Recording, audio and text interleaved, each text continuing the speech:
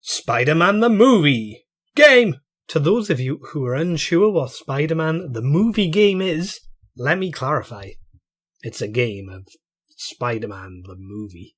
See, it all makes such sense now, doesn't it? The game explores Peter Parker's humble beginnings as the web-slinging hero, and they've mercifully not reflected his lack of experience in the controls. His movements are joy-inducingly graceful, and swinging is both satisfying and smooth. That's a phrase you should never use on a dating site.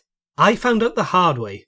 The only immediate problem with the swinging in this game is his webs are connected to thin air. This is usually justified in Spider-Man mythology by saying that there's probably a plane above him that he's attached to, but at one point in this game, there are 3 planes below him.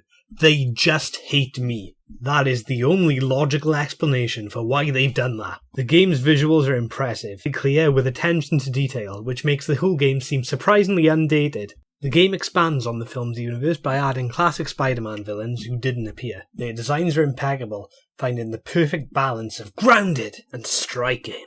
One who looks identical to the comics is Shocker, a villain so sleepy he's actually used a duvet to make his costume for extra convenience. The exciting and versatile levels all feel well placed and timed. Entertainingly performed tutorial voiceovers are used sparingly and to great effect. These are provided by Bruce Campbell, the man who invented soup and zombies. As well as these tutorials, Spider-Man's own trademark sarcastic commentary adds a welcome piece of levity to this game. The ties to the comics are used with great restraint, so fans are catered for, but non-fans are not alienated. I need a better name than non-fans. What's the opposite of a fan? A heater, I guess?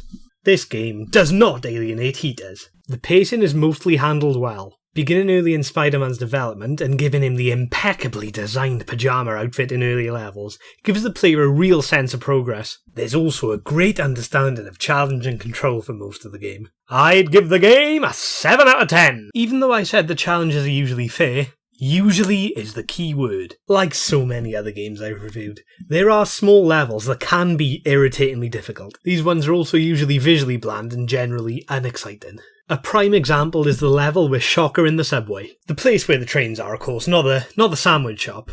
Although that would make a great level. I'd give them a 10 out of 10 for ambition if they made a villain go to a sandwich shop in-game. That brings me to another slight issue.